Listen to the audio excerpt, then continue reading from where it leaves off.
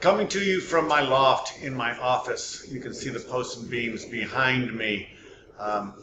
The top floor of my house is a loft, and that's where my office is. So, coming here to introduce Chapter 7, which is all about developing product selling strategies. In Chapter 6, we talked about product strategies, we talked about value add with product. This is all about selling product strategies. A shorter lecture today, and then for this chapter, and then afterwards we have an exercise that I will explain to you. So with that, and without further ado, let's get into the Chapter 7. So if you'll recall, in this particular semester, we started out with needs and needs selling and different needs selling strategies. And then we went from there, we went to ethics and talked about ethics and relationship, and that was chapters 3 and chapter 4. And then from ethics and relationship selling, we went to the communication model, which was chapter 4 and chapter 5.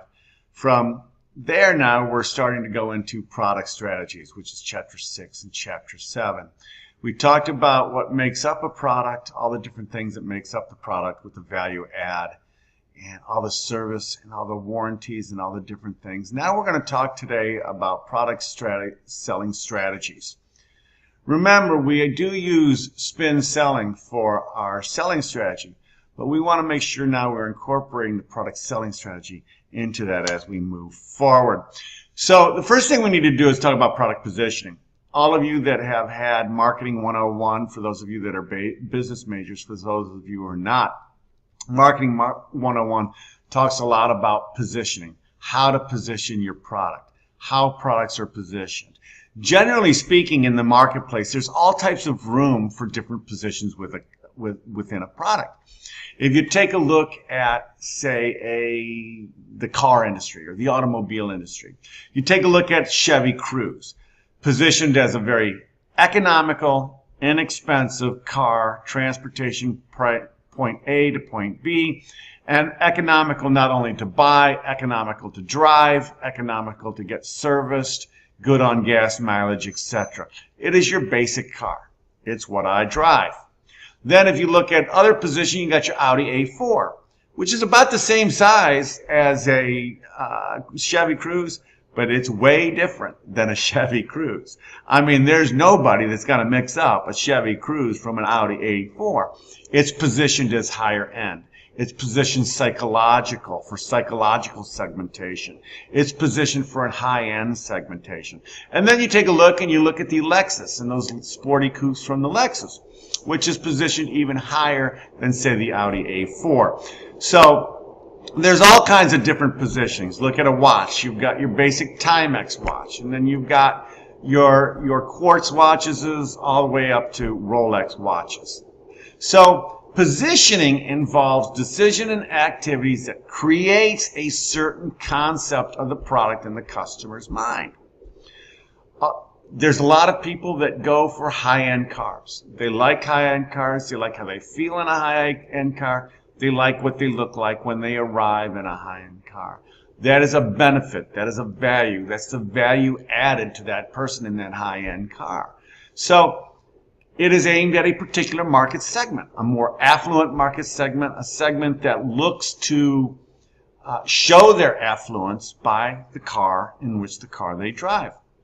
So how a segment perceives a particular product will then define that particular product segment and that particular product's positioning. Within the business-to-business community, also there's different segmentations and there's different segmenting and product positioning. So therefore, one customer's or one competitor's product might be low end. Another one might be middle of the road. Another one might be high end. Positioning oftentimes is very flexible.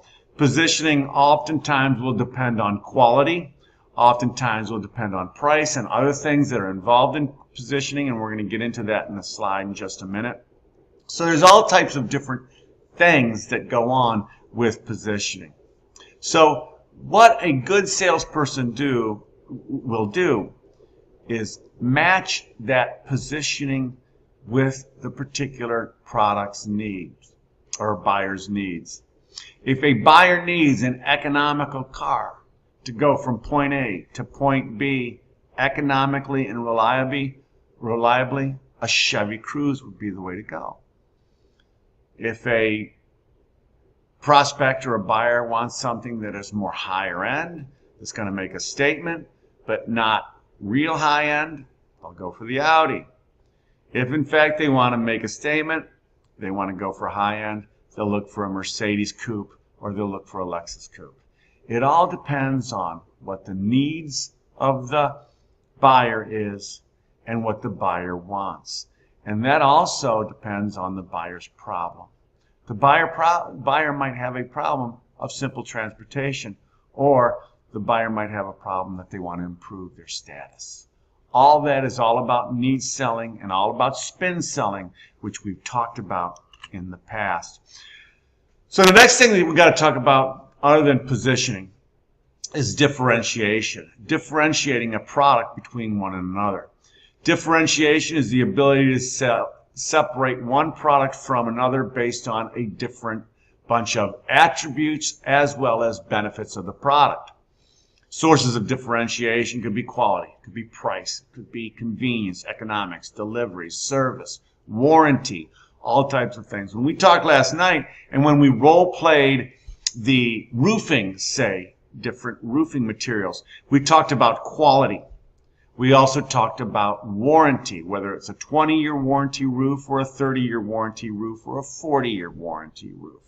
And different differentiation between roofing materials based on that particular differentiation. Obviously, the positioning will also go with differentiation. A higher differentiated product on quality and price will be segmented and positioned on a higher end. Pricing and quality is one of the easiest ways to differentiate a product. It's one of the best ways to position a product. Look at the Lexus. Yes, it is a high-end product, but it's positioned high-end because of its quality, because of its pricing point, and because of its status. So, based on positioning and based on product differentiation, you have your value proposition. A value proposition is the set of benefits and value that a salesperson configures to meet the buyer or the customer's demand and the customer's problem and the customer's need. That is a value proposition. So when you think about a particular product and the solution that particular product meets in a customer's eyes, think about that value proposition. Think about something that you've recently purchased. Think about the value proposition within what you've recently purchased. So quantifying the value proposition is key to making a sale. It's key to gaining trust with a buyer. It's key to relationship selling. Business buyers oftentimes look for the value proposition. The value proposition doesn't only include the price, but it also includes all of the other aspects that make up that product, including warranty, including service, including support, consultative selling, and all those types of things.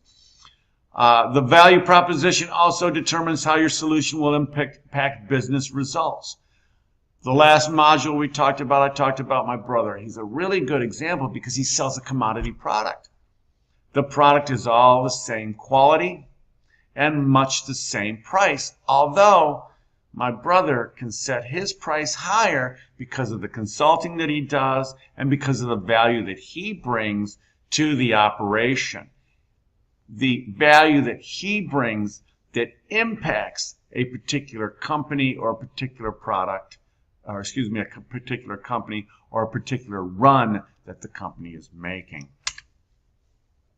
So dimensions of service quality. Customers judge quality based on the way the product looks, the way the product feels, the heaviness of the product, the dimensions of the product. But really, quality and service quality is based on these 5 dimensions: tangibility, reliability, responsiveness of the salesperson, responsiveness of the company when there's a problem or when you need delivery, assurance, and empathy. Empathizing with a customer's business and with the customer's business problem, and then meeting that customer's business problem with a particular product, service, or group of products and service, including the features, the benefits, and the attributes. So here you've got a 3D selling model in today's product, in today's salesperson, in today's company. Take a look at the sales model. You might want to take a look at the slides as you follow along. The slides obviously are on Blackboard and pull up. But it talks about today's product, meeting and exceeding expectations. It talks about today's salesperson acting as a partner, as a consultant, being a consultative and relationship seller. And it talks about today's company, acts as a team to provide back-end service, back-end product support, etc. And then how the company acts as a company, its sustainability goals, how it treats its employees. We talked the other night about the wage gap. Is there a wage gap amongst the particular employees in that? So the company, not only how it stands behind this product, but how it does business. Does the company do business on a righteous and an ethical manner? All those types of things are part of the 3D product selling model. So you take a look at this, and it all wraps itself around positioning, how the product or how the company is positioned. And it's not just product that's being positioned, it's company. If you look at Lexus as a company, they're positioned on a high-end end. As you look at Chevy as a company, they're positioned on mid-range to lower end. Take a look at Kia. They tend to position themselves as a lower-end, very economical, reliable product. So it's not just the product, it's the way the company positions itself, and it's also the way the salesperson positions the company and positions the product. And then, of course, it's what you wrap around that product in the value proposition. So really, there's key questions to engage the customers, to identify the problems. And again, we use spin selling in order to do that. We use the Neil Rackham method of selling, but really there's product questions, there's company questions, and there's salesperson's questions. All those questions to help engage the customer, identify the problem or need, and then satisfy the need. So now let's talk about product positioning options. Really, there's 3 options in positioning products. There is life cycle, which is new and emerging products versus established products, and where the product is on the life cycle. There's pricing strategies, and then there's quality and value add strategies. We're going to talk about all 3 of those. First of all, the life cycle. For those of you that have had Marketing 101, the product life cycle starts out with introduction, then it goes to growth, then it goes to maturity, and then it goes to decline.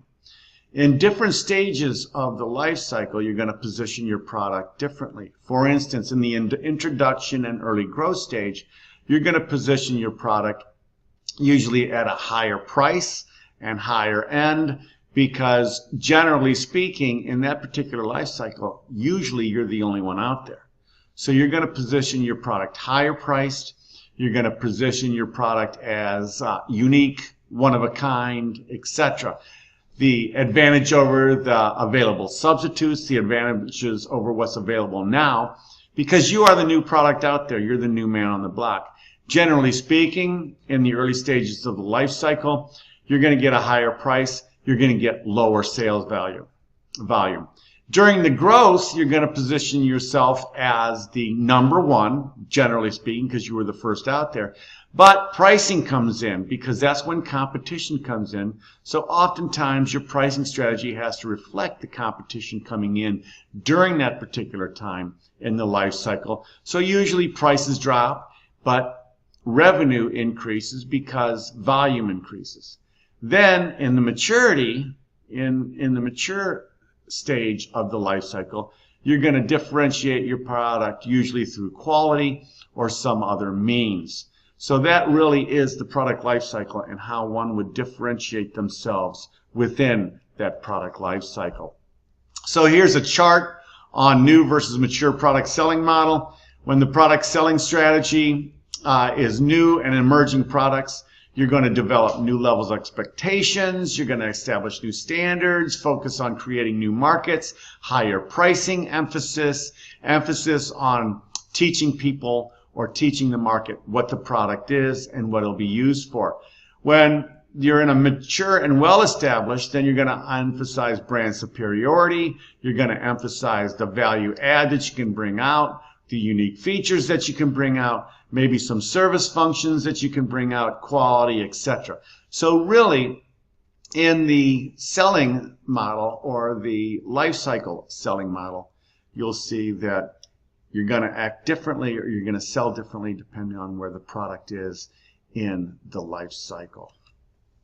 Product positioning really depends on price. Oftentimes, if you look just by virtue of price, it's a solid indicator of position. Look at Walmart, always the low price, always. It's positioned low end, it's positioned very economy, almost cheap. If you look at, say, Target, the prices are usually higher, it's positioned at a higher end. And then if you look at Macy's or some other department store like that, they usually have a higher price point and it is positioned higher within the marketplace. Within the price comes value and benefit. All of those things go into the positioning of the product and goes into the strategy as you're positioning your product. So because pricing is has such a variability and has such a consequence on positioning and positioning strategy, because price is the easiest lever to pull when it comes to positioning. Obviously, if something is lower priced, you think it's positioning at a lower end. Because it is such a determinant of positioning, there's different pricing strategy options out there. The one is to maximize profit, which means keeping your price high, even though not as many people will purchase the product or not as many buyers will purchase the product. If you've got a high price point, you're going to make and maximize profit. You see here the Ritz-Carlton Hotel. That's exactly what they do. They keep their room prices high versus, say, a Holiday Inn. Not as many people stay there, but they're going to maximize their profit on a per customer basis. Or you can maximize market share, which means that you want as many people as you possibly can to use your product, to buy your product, etc. And that would be keeping your price point in a affordable price point where more and more people, maybe the middle and actually lower end, can afford. You're going to make up a lot of revenue on volume. So you can either keep your price high, make the revenue up on having a high price, or keeping your price low, making it up on volume. Traditional tactics that emphasize low price is quantity discounts. You see that oftentimes if you buy X amount, it's, say, $5. If you buy X plus Y amount, it goes down to $4, etc., etc.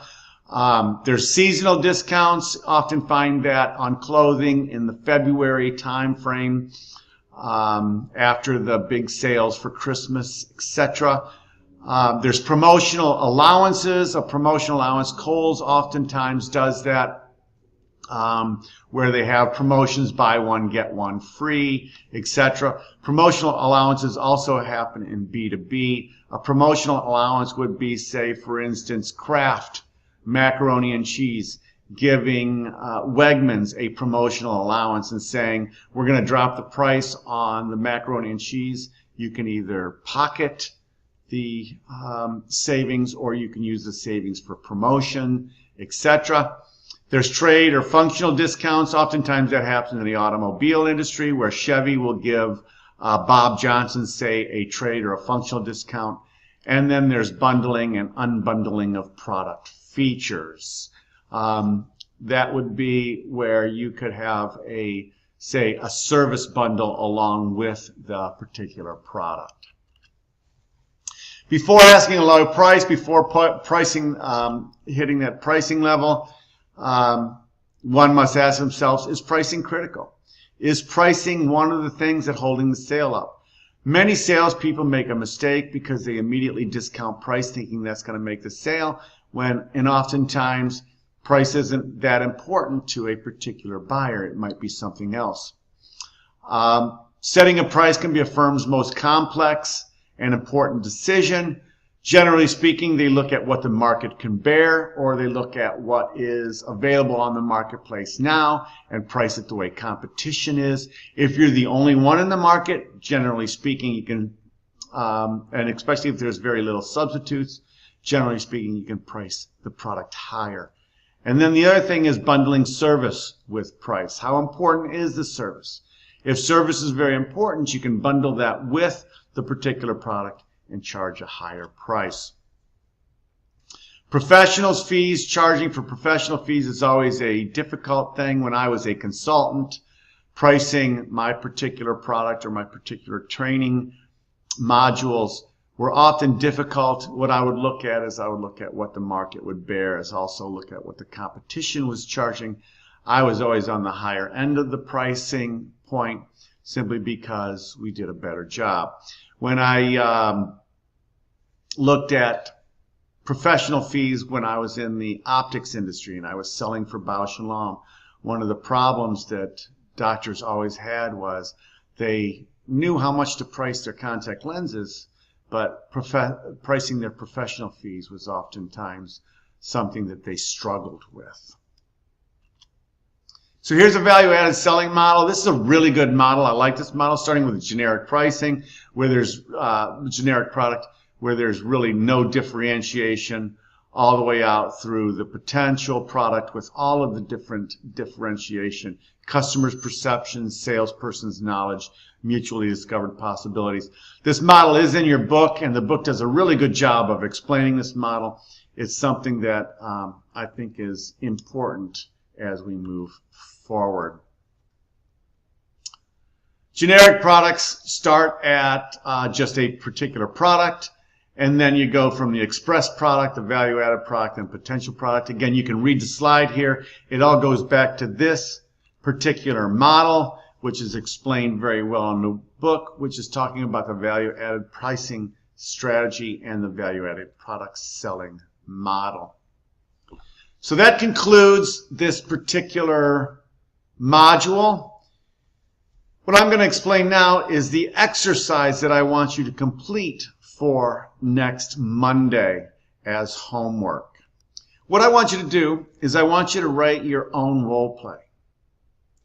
What I want you to do is I want you to write your own role play, and then we're going to practice that in class this Monday.